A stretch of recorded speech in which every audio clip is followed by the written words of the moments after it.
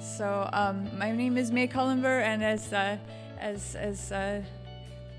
you mentioned, I work for the University of California Cooperative Extension, and the purpose of the cooperative extension is that we're on the ground, like in individual counties, so specific regions within California, working on specific crops, reaching out to the stakeholders, to growers, to people that are working in the industry, and working with them one-on-one to find out what are the challenges, the production challenges that they're facing.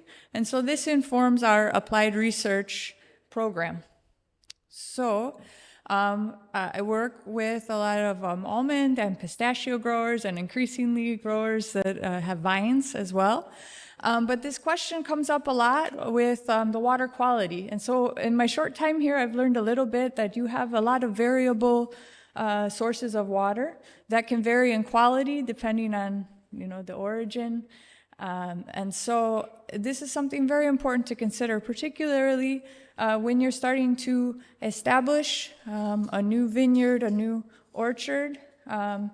You can use this information to understand, maybe what rootstock or cultivar is appropriate, and then maybe some important information about how to design the irrigation system. So when conducting a water analysis, these are some of the main parameters of concern, and that I'll refer back to during the course of the talk. And so particulate contaminants, organic contaminants, the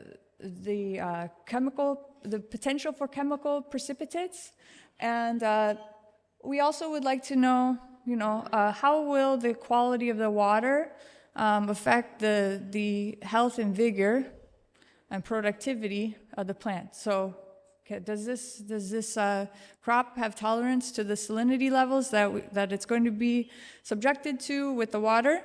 And does it have potential to, have some toxic effects that could also cause some nutrient imbalances? So these are some of the things that you will consider. And so why is it important to look at this? I've already said this a little bit, but it's going to affect the health and productivity of the plants.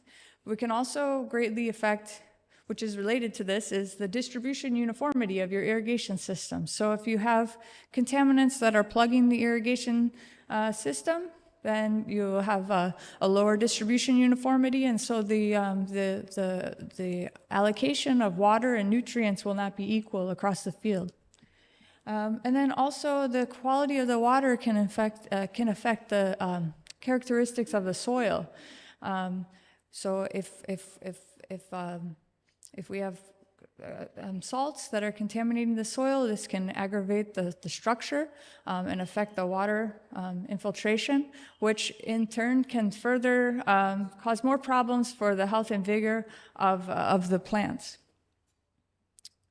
So in California, there's basically two sources of water. There's surface water and groundwater. And so what I'm learning from listening to the talks is you have the same situation here. And then also, if you were in the first session this morning, Alessandro was talking about, the potential importance of using secondary recycled water. So that could be another important source of water. But again, depending on your source of water, there can be different problems. So I know the situation might be different here, but in California, surface water that would be, delivered in a canal system usually, or maybe directly from the waterways, can sometimes have particulates and organic contaminants, but they're generally low in salts.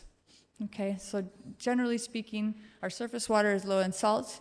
The groundwater can also have particulates. It can have some organic contaminants, maybe not as common as what we see in the surface water.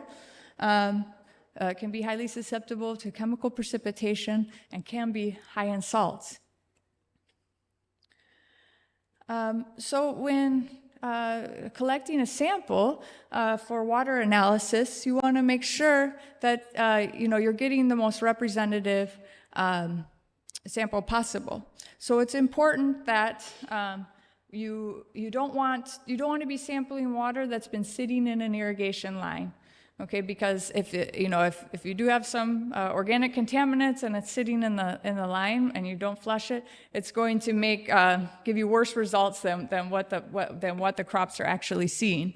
So you want to run your pump at least 15 minutes before, and then you want to flush water from where you are collecting the sample for 2 to 5 minutes before collecting that sample. And then you want to make sure to use a clean container and collect about 1 liter sample, and make sure that the container is clearly labeled with your information, how to contact you, the sample date, and the location. You want to make sure to collect close to the well.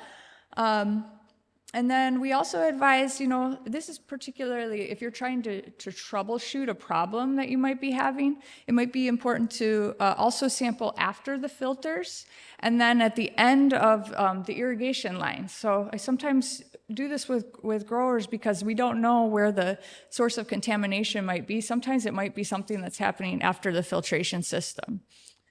And then when you have this water sample, you want to make sure that you deliver it as quickly as possible, and in transport, store it in a cool container or a refrigerator if possible until you can deliver it to the lab for analysis. So this is a list of some of the common characteristics that you will be seeing on a lab report. And the columns refer to the thresholds for slight or no hazard based on the concentration, moderate, and then severe.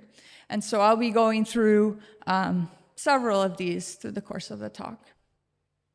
Something important to note is that you may have noticed in this list that the units sometimes are different. You may receive the information on a mass basis in the parts per million, or it may be in a volume, which would be milliequivalents per liter or milligrams per liter. But sometimes when you're using this information, like for instance, if we're trying to mitigate a sodium problem, we want to account for the ionic strength of each individual element in addition to the concentration. And so we can do that by accounting for the milliequivalents per liter can help us account for both the ionic concentration and the ionic strength. And so this is important when you're making a calculation for like how to amend water to maybe address a sodium issue. Okay, so with the particulates that I mentioned, so what the parameter that you would be looking at would be suspended solids, this, can help with if you're at the stage where you're designing the irrigation system for a vineyard or orchard. It can help you understand what type of filter might be necessary, and then maybe what type of emitter, depending on the opening size. The general rule of thumb is that if you want your average particulate size to be no more than 1/10 the opening size of the emitter. So generally speaking, if your suspended solids consist of like clays and silts, those generally pass through the irrigation okay. But if you have coarser sandy type material, these are the things that tend to be more of a concern for clogging. Moving on to organic contaminants. So generally speaking, organic contaminants could be algal or bacterial. If you have algal contaminants, again, we tend to see this in the surface water, and we tend to see it tends to be more of a problem in years that are in a drought year where there's lower water levels, in the canal system. That's when we tend to see more of these organic contaminants building up. So you can visually see algae. It has a green color. So it's generally easy to identify. And then the bacteria, they can vary in color, and it really depends on what the substrate that they're feeding on, for which type of bacteria. So they tend to grow when there's elevated organic matter in the water. They can feed on if there's high concentrations of bicarbonates in the water, if there's iron, manganese, and then also hydrogen sulfide. And so all of these elements provide food for slime organisms. These, just like with the particulate contaminants, small particles of either the algae or bacteria, they can pass through the filter system and into the drip system. So it's important that if you're having an issue with this, one, to be treating it, and then two, to be just doing regular maintenance of the irrigation system to address these problems so that you don't have clogging. So iron and manganese, these often exist naturally in the groundwater, and there's when we pump the water for irrigation, it oxidizes the water, and it causes the soluble forms of iron and manganese to become insoluble, and it precipitates, and this can cause clogging in the irrigation system. If you have elevated sulfides, this can also form precipitates with iron sulfides. So as I mentioned, when the iron is present in the water and it's oxidized, this is when it tends to precipitate. If it produces a red, yellow, or tan color, this means that there's iron bacteria involved as a problem. And so this is an actual lab report that a grower shared with me. They were trying to diagnose some problems they were having with the poor distribution uniformity in their orchard. And so, when we analyzed the water at the well, we weren't getting anything interesting. So, but I could see from the pictures, to me, it looked like there may be some kind of organic contaminants when he sent me some pictures of the emitters on the irrigation system. So then what we did is we went back and we sampled, not just at the well, but we sampled after the point of injection, and then at the far end of the irrigation system. And what we actually found was that after that point of injection, we were seeing these, sometimes you'll see, sometimes the lab can offer, when they do the bacterial counts for you, they will actually have it on an inoculum so that you can visualize what the counts are.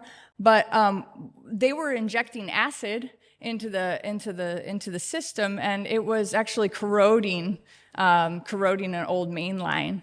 And so it was putting iron into the water solution, and then the bacteria had the iron to feed on. So it was, a problem with the irrigation system and not the source of the water. So sometimes there's a lot of troubleshooting involved, and so it might be helpful to take a sample from multiple points to try to diagnose the problem.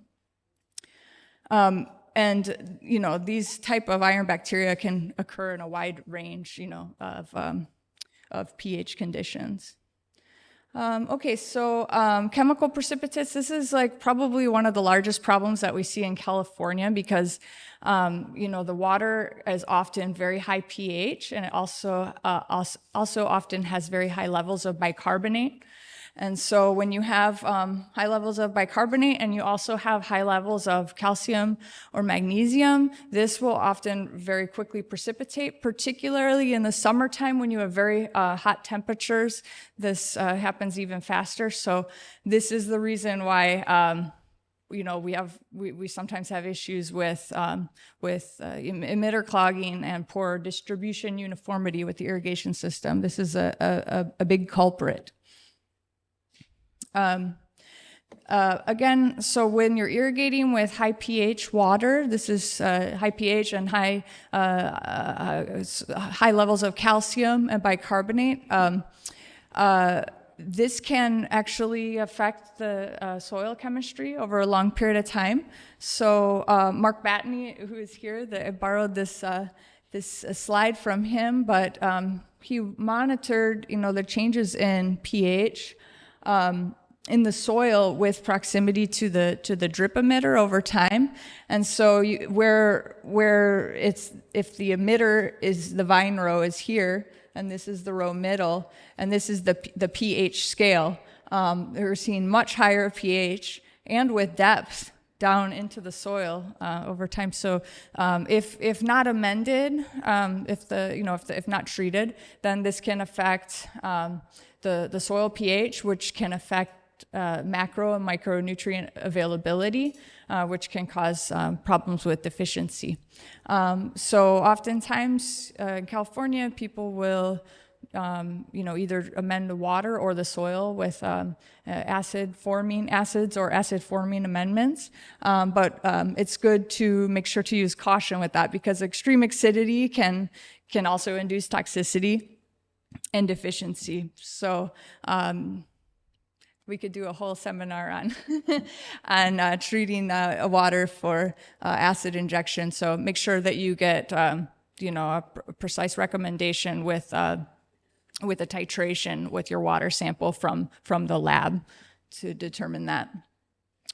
Something else important, I don't know how common it is here, but in California, they do a lot of fertigation, so direct injection of fertilizers into the irrigation system. But this can also potentially cause a problem, because fertilizers like anhydrous ammonium and calcium, or soil amendments, or water amendments meant to address the soil that includes sulfates like gypsum or thiosulfates. If there are high levels of bicarbonate in the water or high levels of calcium, this can really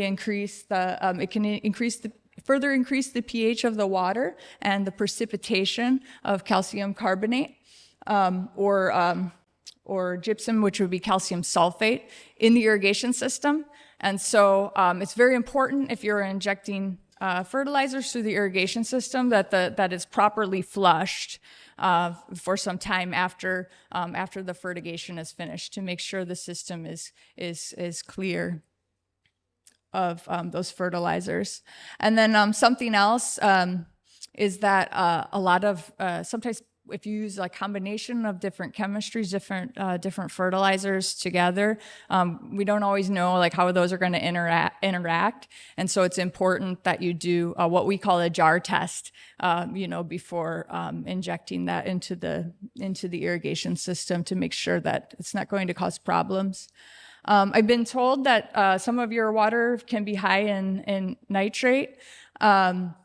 And so, and I understand that particularly for vines, this can be problematic, because too much nitrogen can lead to defoliation or excess vigor, or can reduce the quality of the grapes. And so it's very important if you have, when you do get the irrigation analysis.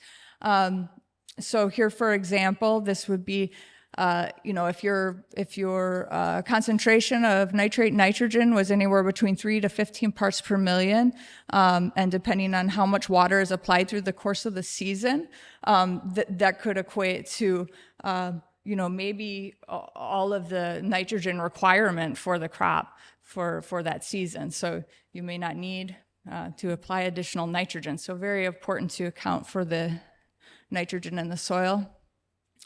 So just on the clogging prevention, you want to make sure that you're doing a routine filter cleaning and maintenance. You want to prevent sand particles and then those biological contaminants from penetrating the irrigation system and causing issues.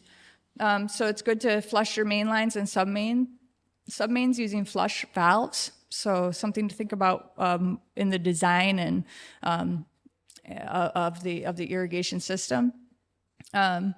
And then you want to open your lateral lines ends to flush. And then in California, sometimes if people are dealing with a lot of water quality issues, they might have to do that very frequently, maybe every irrigation, maybe every 2 weeks. So it really just depends. And that's why it's important to do these water analyses to know how routinely do you need to do the maintenance.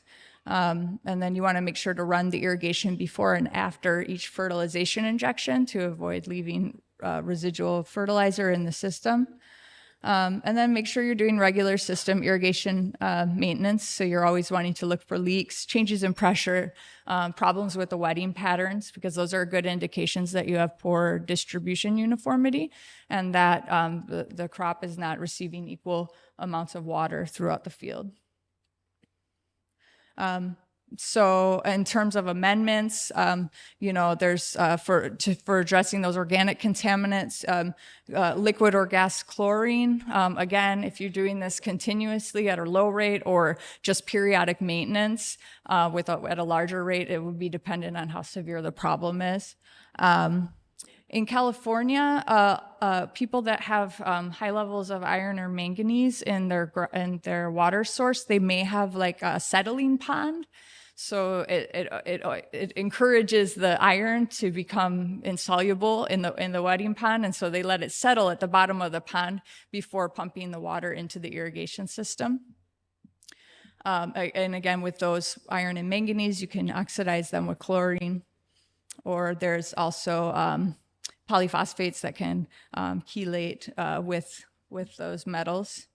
And then with the calcium and magnesium precipitates, and bicarbonate, calcium and magnesium can precipitate with a bicarbonate, particularly, and also when you have a high pH. Generally speaking, how we address that would be to apply acid and trying to maintain the water between a pH of 5 and 7.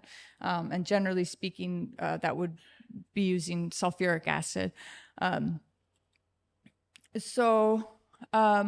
With the salinity and toxic ion levels, the things that it's important to understand is that if we have high levels of salt in the water, this is going to cause osmotic stress to the plants. So again, if you're at the planting stage for an orchard and you know that the water is consistently maybe high in salts, particularly sodium is the big problem that we're looking for, that this is going to affect the vigor and probably the productivity. So it may help to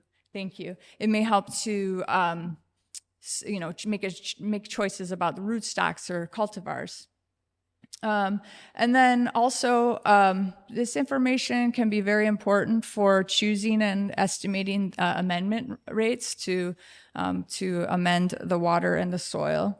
And I'm running short on time, so I'll just keep going fast. But I just wanted to do show you a quick little illustration of what exactly it is that sodium is doing to the soil when applied. And so a healthy soil is a soil that's well aggregated. And at the soil particle level, that means that the soil particles are well flocculated together. And so when you have a system that has a balance of calcium, magnesium, and sodium, there's a lot of calcium in the system. And the calcium and magnesium they are double charged, and they are more strongly attracted to the soil particles. So they have they better flocculate the soil particles and allow air movement through the soil. When the soil is dominated by sodium is a single charged ion, and so it actually has less affinity for soil particles. It also has what they call a larger sphere of hydration, so they're larger, a larger ion. And so they kind of have the force of wanting to disperse the soil particles away from each other. So when you apply water, a well-flocculated soil with a balance of these cations will allow water to flow through the soil. But when the soil is dispersed, this is when we start to see problems with infiltration.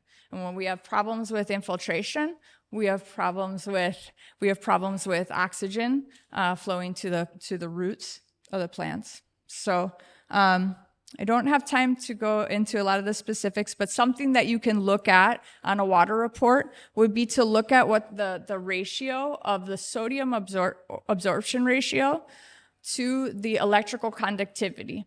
And so just a basic rule of thumb is that if the sodium absorption ratio is more than 5 times greater than the electrical conductivity, then this is creating conditions that will inhibit infiltration. So this was a little bit about amendments, but I want to be respectful of the time. So this was just a broad overview of some of the things to look for in a lab analysis for your water. And in conclusion, water clogging potential, it's going to vary with surface and groundwater sources. And if the analysis points to clogging potential, it's easier to make system design changes and maintenance changes, and determine your maintenance procedures to mitigate prior to establishing the vineyard or orchard. Make sure you perform the routine monitoring and maintenance, and then you want to select the appropriate water treatments for biological and chemical problems. And then with the salinity evaluation, we're trying to identify the source of potential osmotic stress. Is this going to affect the nutrient availability? And is there potential for sodic infiltration problems? And you can use that information to select and calculate amendment rates and your leaching fractions. So thank you for your attention.